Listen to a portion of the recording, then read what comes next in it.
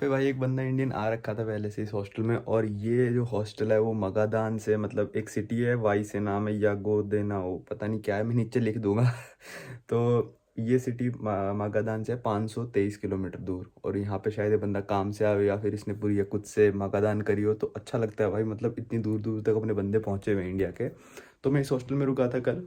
इसका नाम भी मैं नीचे लिख दूंगा, मेरे को याद रहते हैं क्योंकि पूरे शहर में एक तो हॉस्टल होता है। अभी वो भी मुश्किल से मिल गया तो मिला, किस्मत वाली बात है। तो इतने बढ़िया बढ़िया बेड भाई, इतने मॉस्को भी नहीं मिलते कई बार हॉस्टल्स में। 700 में मिला था। और मेरी जैकेट बाहर टंगी हुई है, इसकी भी कहानी बताता हूँ। लड़की कहती है अपनी जैकेट ना बाहर टांग दो, कोई दिक्कत वाली बात नहीं है, बाहर कैमरे लगे हुए हैं, कोई चोरी नहीं करेगा। मैंने कहा रशिया में वैसे भी कौन ही चोरी करता है। हाँ, दो चार पागल लोग होते हैं, वो तो हर जगह होते हैं, पर इतना रशिया में चोरी वोरी का मामला है नहीं।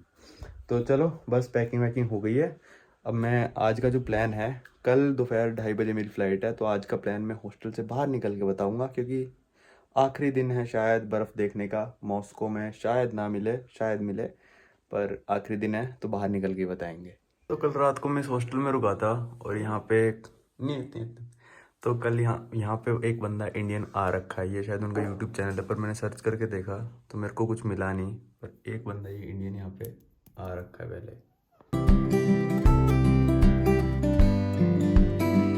भाई वीडियो के शुरू से मैं कह रहा हूँ वीडियो के शुरू से मैं कह रहा हूँ बहुत टाइम है मगादान पहुँचने में।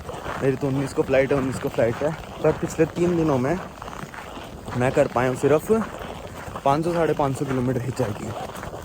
तो यहाँ से अभी भी एयरपोर्ट है 473 किलोमीटर्स।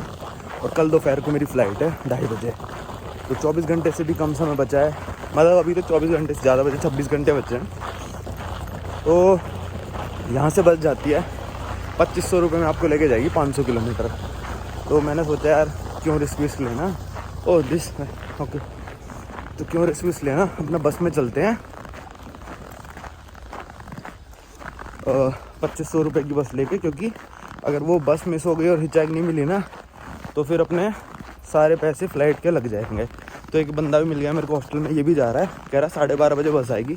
अभी थोड़े पैसे निकलवा लेता हूँ क्योंकि मेरे पास ख़त्म हो गए, और फिर मैं पैसे निकलवाने के बाद करता हूँ। तो मैं जब कल सुसुमान में था तब वहाँ पे बस मैंने पता करी थी, तो कहते 2600।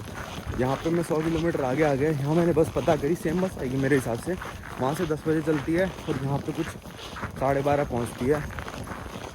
तो यहाँ पे कहते हैं कितनी 2500। मैंने कहा 100 रूबल का फ़र्क पड़ा, इससे 6 वहीं से ले लेता। और चलो कोई बात नहीं।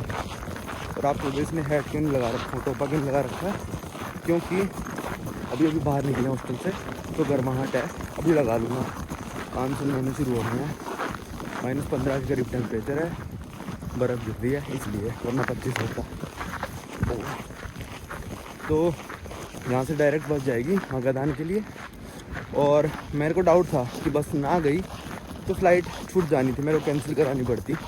और वो एक ही फ़्लाइट जाती है शायद हफ्ते में, जो सस्ती होती है।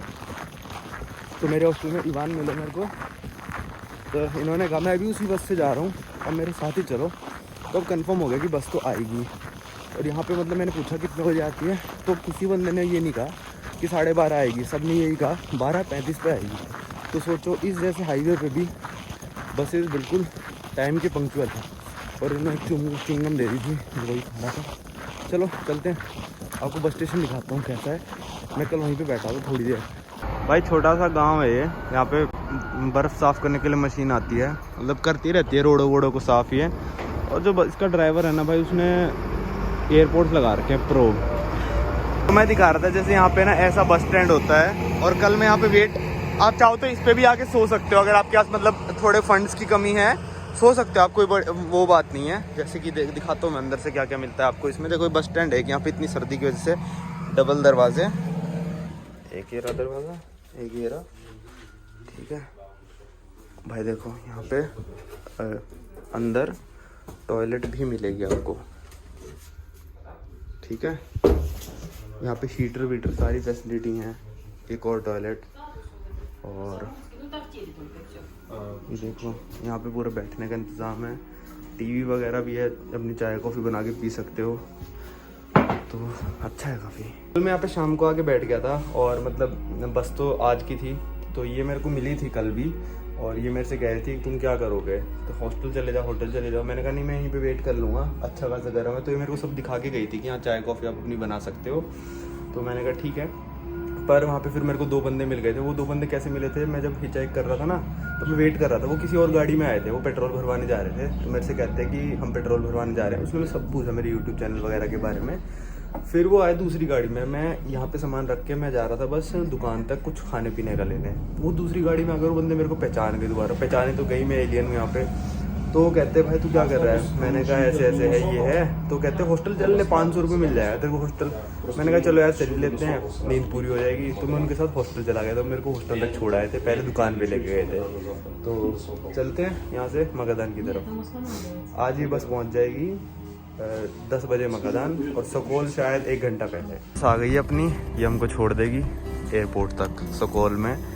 अभी टिकट बताता हूँ कितनी, वैसे तो 2500 बताइए मेरे को, पर शायद अगर सकौल जाए तो 100-200 कम ही लगने चाहिए, पर पता नहीं, देखते हैं।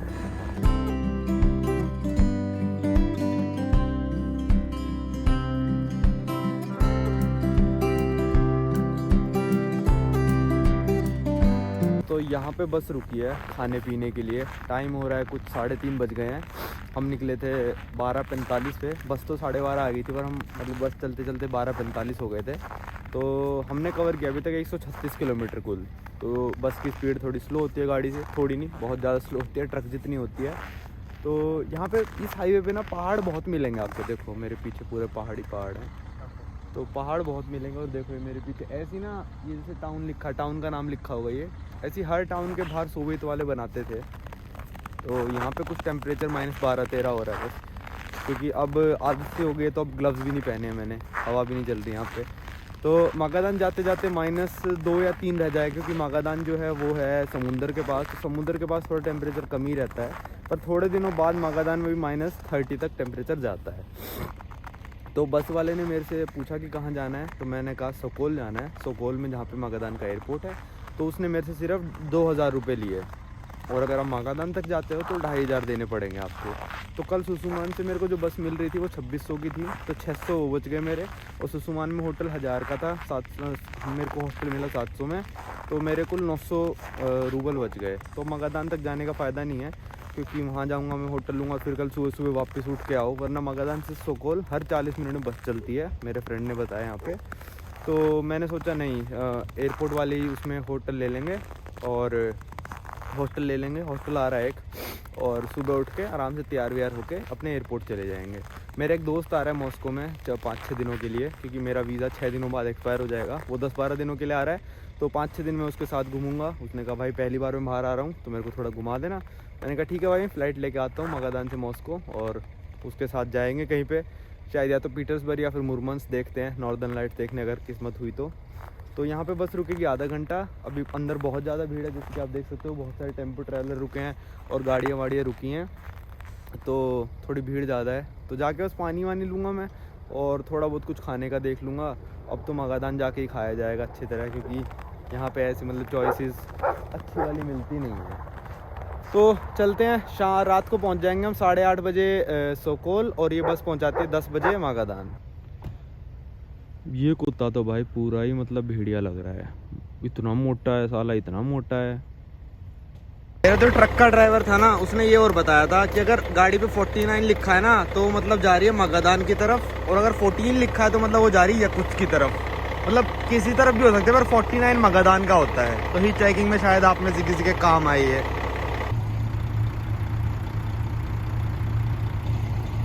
मैंने एक बात और ऑब्जर्व करी यहाँ पे क्या ऑब्जर्व करी, जैसे मैं बर्फ़ में भी पैर रख देता हूँ, जूतों में थोड़ी बर्फ़ भी चली जाती है, पर वो जाके ठंडी नहीं लगेगी आपको। पर अगर आपके इंडिया में अगर बर्फ़ चली जाती थी ना, गुलमर्ग में मैं स्कीइंग करने गया था, तो ठंडी लगती थी। पता है क्यों लगती थी वो मेरे को पता चल गया, क्योंकि यहाँ पे टेम्परेचर रहता है -20-20, ठीक है। तो अभी बर्फ़ जाएगी तो पिघल ही नहीं पाएगी वो, मतलब जूतों के ऊपर तक ही रह जाती है, वो पिघल ही नहीं पाती वो बर्फ़, तो आपको गीला नहीं लगेगा।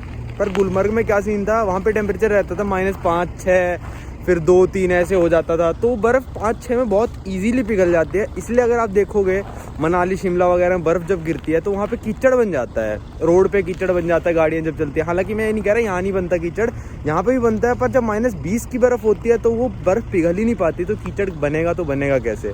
तो ये भी मैंने नोटिस किया कि यहाँ की बर्फ़ में और अभी मैं ये भी देख रहा था कि जो बस के शीशे हैं मैं आपको कुछ भी नहीं दिखा पाऊँगा क्योंकि बर्फ़ से अंदर से जाम हो गया, मतलब कुछ भी नहीं दिख रहा, शीशों में बर्फ़ जम गई। देखो बस में पीछे कैसे जम गई है यहाँ पे बर्फ़। तो ये बता रहा था मैं कि यहाँ पे मैं ऑब्जर्व कर रहा है यार, बर्फ़ में पैर डाल रहा हूँ 2-2 फुट बर्फ़ में, पूरा हो गया, पर मेरे को ठंडा नहीं लग रहा क्योंकि बर्फ़ पिघल नहीं पा रही है, वो बर्फ़ की बर्फ़ पड़ी है। तो ऐसा नहीं कह रहा बर्फ़ पे चलोगे तो ठंड नहीं लगेगी, ठंड तो लगेगी, पर ये थोड़ा सा मतलब इंडिया में जो वेदर जाता है ना वो -5-6 तक जाता है, तो उसमें बर्फ़ पिघल जाती है और वो रोड पे कीचड़ बन जाता है, हर जगह कीचड़ कीचड़ हो जाता है। पर यहाँ पे वो तब होता है जब मतलब नई नई बर्फ़ गिरती है, जब -20 पे तापमान पहुँच जाता है तब कीचड़ नहीं बनता है यहाँ पे। तो भाई मैं पहुँच गया था सुकोल, मैं पहुँच गया था अराउंड 9 बजे के करीब।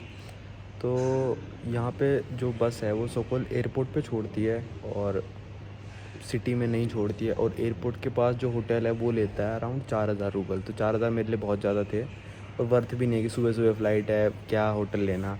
तो मैंने पूछा एयरपोर्ट के अंदर वेट कर सकते, कहते हैं हाँ कर सकते हो। तो मैं एयरपोर्ट के अंदर आ गया। अभी मतलब बहुत कम लोग हैं, ये सारे बस में ही आए थे मेरे और यही बैठे हैं। और ये सीटें मेरे को ये वाली बहुत अच्छी लगती है, मतलब जिनके बीच में फट्टा नहीं होता हाथ रखने का, बंदा आराम से सो सकता है इन पे। तो सारे एयरपोर्ट से मैं रिक्वेस्ट करूँगा ऐसी सीटें लगाएं हम जैसों के लिए सोने के लिए। तो सुबह है मेरी फ़्लाइट 2:30 बजे की, दोपहर हो गई मतलब, पर चेक इन 11:30 खुल जाएगा और अभी रात के बज गए हैं 1। मैं पूरा मगादान तक नहीं जा पाया, मैं सुकोल तक ही आया। सुकोल से मगादान बस 50 किलोमीटर बचा है।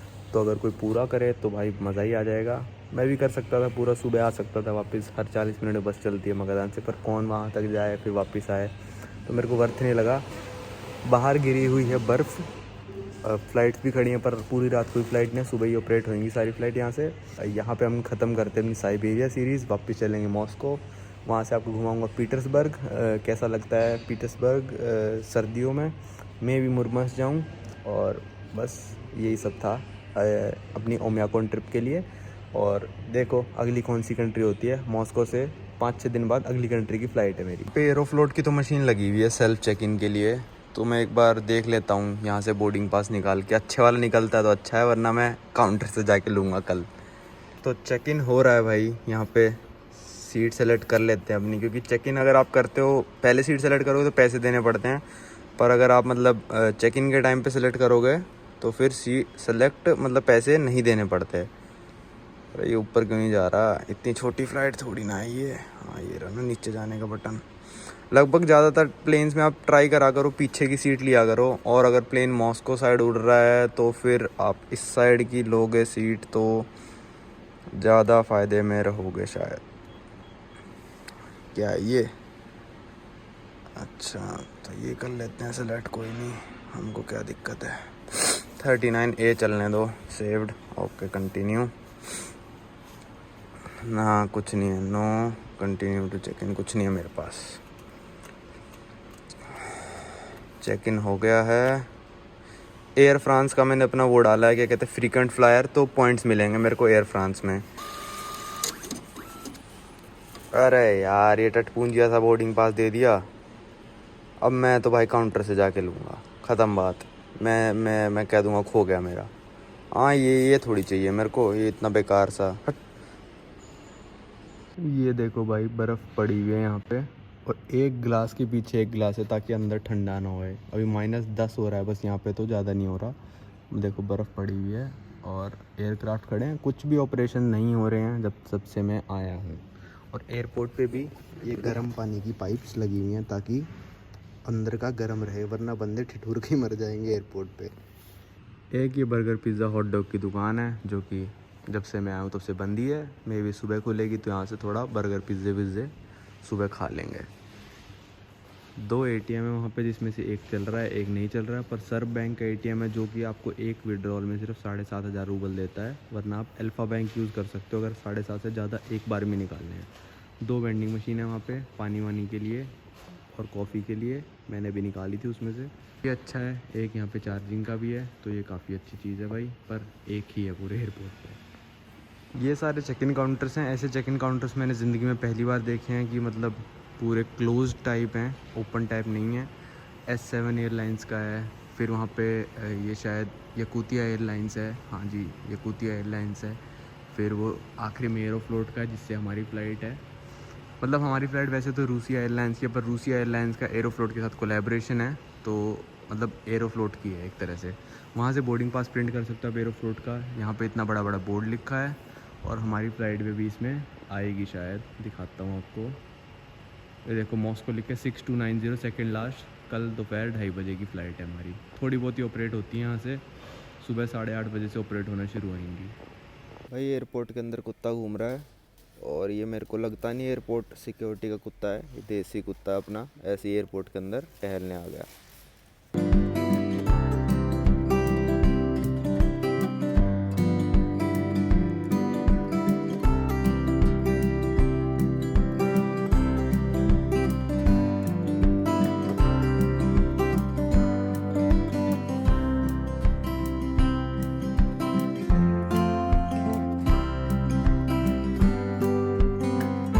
बर्गर पिज़्ज़े वाली दुकान मतलब सुबह खुल गई थी 8 बजे, तो मैं अपना देख रहा था कुछ प्रोग्राम, मैंने कहा आराम से खाएंगे। तो 9 बजे आया हूँ मैं यहाँ पे खाने और अभी टाइम कितना हो रहा है, 9:15 हो रहे होंगे। ऑर्डर करे हो गए 10 मिनट और यहाँ पे बर्गर है भाई 470 रूबल का, सिर्फ बर्गर। बताओ भाई, पता नहीं उसके साथ पेप्सी है या नहीं। जो रशियन में लिखा था उसमें मुर्गा छपा हुआ था, चिकन था, तो मैंने कहा हाँ ये वाला कर दे भाई, अपना खा लेते हैं, थोड़ा बहुत तो कुछ तो खाना ही पड़ेगा। और बाहर भाई एयरपोर्ट कितना मस्त लग रहा है भाई, बर्फ़ में। आज मैंने विंडो सीट ओढ़ ली, आज मस्त वीडियो बनेगी पूरी। ये है भाई बर्गर, चिकन बर्गर 470 रुपये का, मतलब चिकन के साथ साथ शायद अंडा भी है। हाँ अंडा भी है, अच्छा लग रहा है। मतलब मैकडोनल्ड्स वगैरह से तो अच्छा है, पर उससे 10 गुना महंगा भी है। 50 रुपये का मिलता है चिकन बर्गर मॉस्को में, मतलब मैकडोनल्ड्स में, रशिया में। ये है चेक इन काउंटर 6290 और देखो वेट करने की कितनी पुरानी टाइप की मशीनें रखी हैं यहाँ पे। अजीब ही है यहाँ पे सिस्टम। कल जो हमको घटिया वाला बोर्डिंग पास मिला था उसको हमने आज तब्दील कर दिया है बढ़िया वाले बोर्डिंग पास में, और कितना सुंदर लग रहा है एरोफ्लोट का। पहली बार मैं बैठूंगा, पर ये भी एरोफ्लोट की एयरलाइन नहीं है, रूसिया एयरलाइन से वाली भी। तो एरोफ्लोट में मैं आज तक नहीं बैठा हूँ, चौथी बार रशिया आ चुका हूँ। तो इस वाले बोर्डिंग पास को इस डस्टबिन में फेंक देंगे, क्योंकि हम ये कलेक्ट नहीं करते हैं। भाई मैं ना पूरा एयरपोर्ट घूम के आ गया, मेरे को डिपार्चर्स का काउंटर नहीं मिला। अभी मैं फर्स्ट फ्लोर पे है, ये है डिपार्चर्स का काउंटर, देखो इसमें से घुसना है रूम में, कौन सोच सकता है भाई बताओ। ये डिपार्चर्स एरिया है भाई पूरे एयरपोर्ट का, सिर्फ एक गेट वहाँ पे है, एक गेट यहाँ पे है। पूरे एयरपोर्ट का मतलब ये डिपार्चर है, क्योंकि पूरे दिन में ही जब 7 से 8 फ्लाइट जाती है तो इनको बड़ा बनाने की ज़रूरत नहीं है। आज की फ़्लाइट बहुत ही ज़्यादा स्पेशल है। एक तो यहाँ पे बर्फ़ वाला एयरपोर्ट है, जो कि मैं पहली बार देख रहा हूँ। हालांकि बहुत सारे बर्फ़ वाले एयरपोर्ट मिलेंगे, जैसे मुरमंस्क का एयरपोर्ट, मॉस्को में बर्फ़ गिरती है, सेंट पीटर्सबर्ग में भी गिरती है, कीव में भी गिरती है, पर मैंने आज तक देखा नहीं था। ठीक है, तो आज दूसरी क्या स्पेशल बात है, आज 19 नवंबर, फ़्लाइट 19 नवंबर की दोपहर की 2:30 बजे की फ़्लाइट है। ठीक है, अब दोपहर के 2:30 बजे की 8 घंटे की फ़्लाइट है, मॉस्को की है। पर ये फ़्लाइट लैंड होएगी मॉस्को में कब, 19 नवंबर को ही दोपहर के 2:30 बजे ही। मतलब एक भी मिनट लॉस नहीं होएगा। 2:30 बजे यहाँ से उड़ूँगा, मॉस्को में भी 2:30 बजे ही लैंड हो जाऊँगा। इसका कारण एक तो ये है, ऐसा आपके साथ तभी हो सकता है जब आप एक्सट्रीम नॉर्थ में फ़्लाई कर रहे हो, एक्सट्रीम नॉर्थ या फिर एक्सट्रीम साउथ में फ़्लाई कर रहे हो। एक्सट्रीम साउथ में इतनी फ़्लाइट्स है ही नहीं, एक्सट्रीम नॉर्थ में आप फ्लाई कर रहे हो, तभी आपके साथ ऐसा हो सकता है। 8 घंटे का टाइम डिफरेंस तो है। ऐसे तो मैं कतर से जब वहाँ गया था ब्राज़ील, तब भी टाइम डिफरेंस तो था बहुत सारे घंटे का, पर वहाँ पे ऐसे लैंड नहीं हुआ था मैं, क्योंकि जब इक्वेटर के पास से उड़ती है ना फ़्लाइट, तो वहाँ पे आपको मतलब टाइम जोन का इतना डिफरेंस नहीं हो पाता। पर जब मतलब पोल्स के पास उड़ते हैं, नॉर्थ पोल मतलब नॉर्थ में उड़ते हैं ना फ़्लाइट, तो 8 घंटे का टाइम डिफरेंस है और 8 घंटे की फ़्लाइट है, तो पूरा वसूल हो जाता है वो। मैं आपको मैप में समझाता हूँ तो थोड़ा ज़्यादा समझ में आएगा आपको, क्योंकि नॉर्थ में ना डिस्टेंस कम कवर करना पड़ता है और टाइम जोन बहुत जल्दी चेंज होते हैं। इक्वेटर के पास डिस्टेंस ज़्यादा कवर करना पड़ता है, टाइम जोन बहुत धीरे चेंज होते हैं। तो ये रीज़न है, 8 घंटे का टाइम जोन का डिफरेंस है। 8 घंटे की फ़्लाइट है, तो मैं पहुंच जाऊंगा मॉस्को आज ही 2:30 बजे, और 2:30 बजे उड़ूँगा। मैं एग्जैक्ट टाइम बताऊंगा, क्या पता 10-15 मिनट, आधे घंटे जल्दी पहुंच जाऊं। वो मैं जब उड़ूँगा तब देखूँगा कितने टाइम पे उड़े हैं, और लैंडिंग का टाइम आपको बताऊँगा कि कितने टाइम पे लैंड हुए हैं। देखते हैं क्या होता है। तो ये है भाई अर्थ अपनी, ठीक है। अब मैं एक्सट्रीम नॉर्थ क्यों कह रहा हूँ, वैसे तो आप ईस्ट से वेस्ट फ्लाई करोगे तब भी टाइम डिफरेंस आता ही है। तो आप देखोगे अगर कोई फ़्लाइट इस लाइन के पास उड़ती है, ये इक्वेटर की लाइन है, अगर इसके पास उड़ती है, तो फिर उनको डिस्टेंस देखो कितना ज़्यादा कवर करना पड़ता है यहाँ से यहाँ तक जाने में, और यहाँ से यहाँ तक में टाइम जोन इतने नहीं होंगे।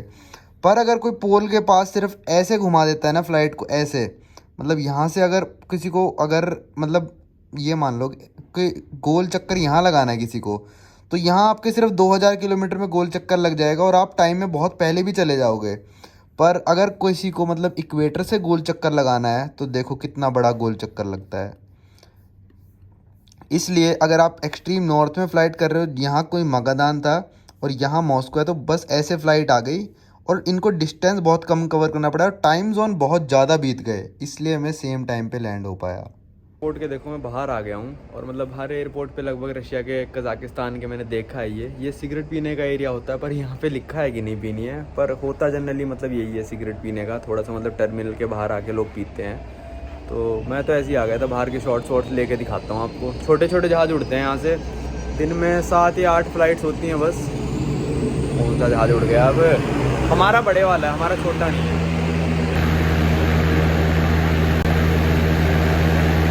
वैसे तो मैं एक देश से एक ही मैग्नेट लेता हूँ, तो रशिया का तो मेरे पास पड़ा है, चौथी बार रशिया यहाँ पर मैंने मागादान का ले लिया। मैं सोच रहा था कोई रोड ऑफ बोन्स का मिलता या फिर या कुछ मागादान कुछ ऐसा मिलता, पर मिला नहीं। चलो याद रहेगा कि हम रोड ऑफ बोन से मागादान तक आए थे।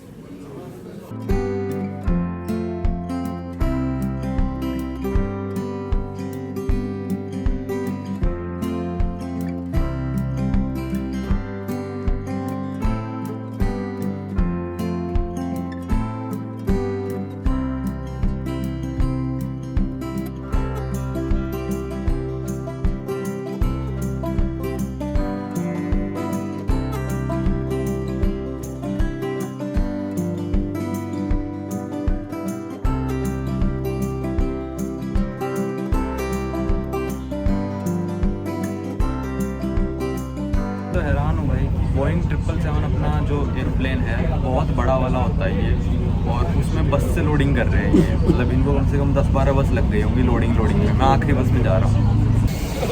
बर्फ़ में प्लेन भाई अपना बर्फ़ में खड़ा है, रूसी एयरलाइंस का है।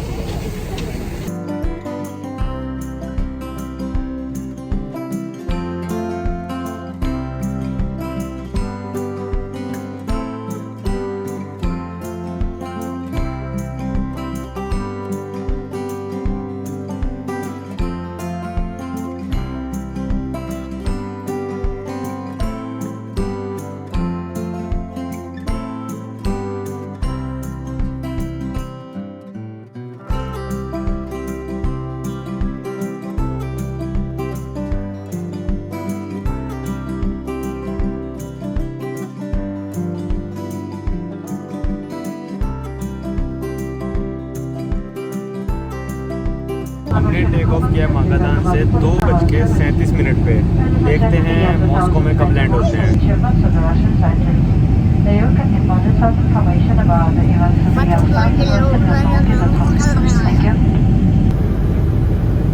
हम फ्लाई कर रहे हैं भाई मागादान से मॉस्को।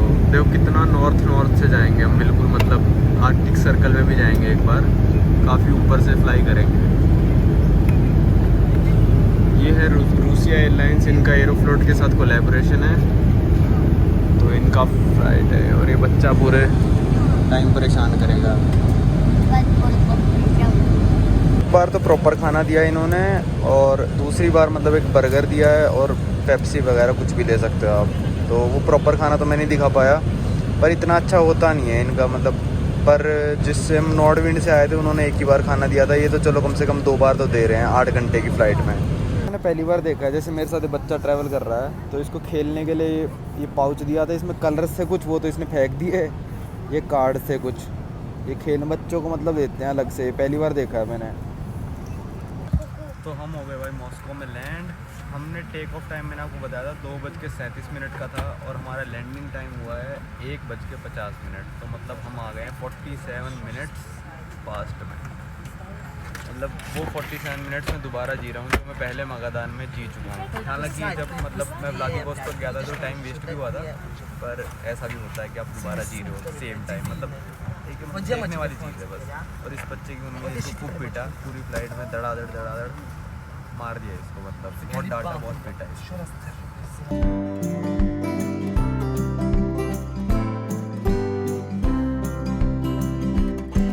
यहाँ पे भी बस ही लेने आई है और यकीन नहीं होता मेरे को तो भाई इतने लोगों को बस लेने आती है।